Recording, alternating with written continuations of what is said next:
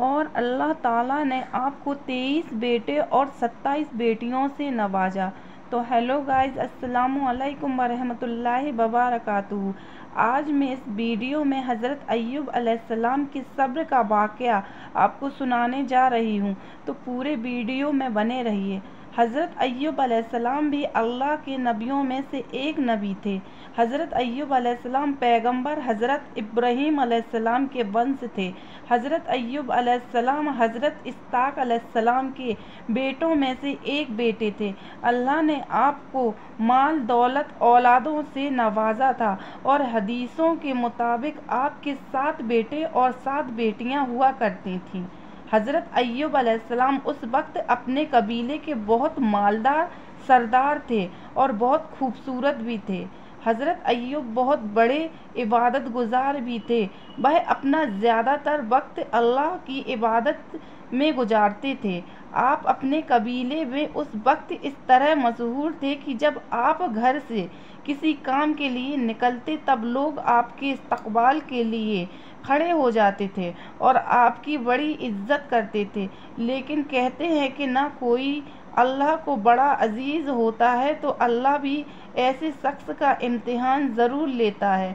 ऐसा ही कुछ हज़रत अय्यूब अलैहिस्सलाम के साथ हुआ।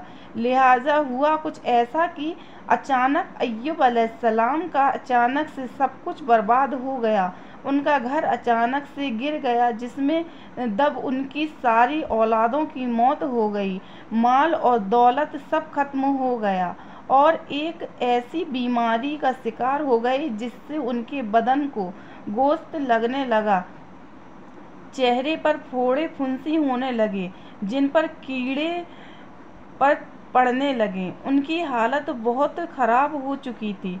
उनकी ऐसी हालत देखकर कबीले वाले भी उनसे नाता तोड़ लिया। जो कबीले वाले उनके इस्तकबाल के लिए खड़े हो जाया करते थे, वह उनकी हालत ख़राब होने के बाद उनको बुरा कहने लगे।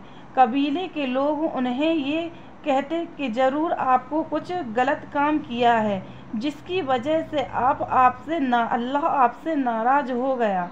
अल्लाह ने आपकी ये हालत कर दी है। लोग उन्हें ये भी कहने लगे कि ये कोई नबी नहीं है, ये बहुत बड़ा गुनहगार आदमी है। यहाँ तक कि कुछ लोगों ने उन्हें यह तक कह दिया कि यहाँ से निकलो और जहाँ कचरा डाला जाता है वहाँ जाकर रहो, क्योंकि उनकी हालत इस तरह हो चुकी थी कि लोग उनके साथ रहने को तैयार नहीं होते थे। आपके जिस्म से इतने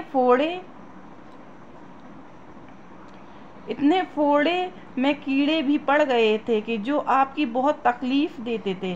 कबीले के लोगों को यह लग रहा था कि इनकी इस बीमारी से हमारे बच्चे भी बीमार पड़ सकते हैं। लिहाजा लोगों ने उन्हें कबीले से निकाल दिया। उस वक्त आप यानी हज़रत अय्यूब अलैहिस्सलाम की हालत इतनी ख़राब हो चुकी थी कि वह खड़े भी नहीं हो पा रहे थे। लिहाजा वहाँ के लोगों ने उन्हें कपड़ों में लपेट कर एक लाठी के साथ कचरे के ढेर के यहाँ छोड़ दिया। इतना सब होने के बावजूद हज़रत अय्यूब अलैहिस्सलाम ने अल्लाह की इबादत करना नहीं छोड़ा। वह और उनकी बीवी से जगह पर ऐसी हालत में भी अल्लाह का शुक्र अदा करते। जब खाने की ज़रूरत पड़ती तब उनकी बीवी घरों में जाकर काम करती और कुछ पैसा मिलता उससे खाने का इंतज़ाम करती और उसी से उनका इलाज करवाती। एक वक्त ऐसा भी आया कि जब हज़रत अय्यूब अलैहिस्सलाम के हालात बहुत ही ज़्यादा ख़राब हो गए, जिस्म में कीड़े इतने पड़ चुके थे कि बदन के गोश्त ख़त्म होने लगा। ये देखकर उनकी बीवी ने आपसे फरमाया कि अल्लाह आप बीमारी से शिफा क्यों नहीं दे रहा। आपने अपनी बीवी से फरमाया कि हम न जाने कितने ही सालों तक खुशहाल रहे, अगर कुछ साल मुसीबत के आ गए तो क्या हुआ। अल्लाह हमारा इम्तिहान ले रहा है और हमें अल्लाह के इस इम्तिहान को कबूल करना। और उन कीड़ों को अपने बदन पर वापस रख देते और कहते थे कि शायद अल्लाह ने इन कीड़ों का रिस्क मेरे बदन से ही लिखा है। अल्लाह की ये मर्जी है, इसलिए जितना खाना है मेरे जिस्म में जाकर खाओ।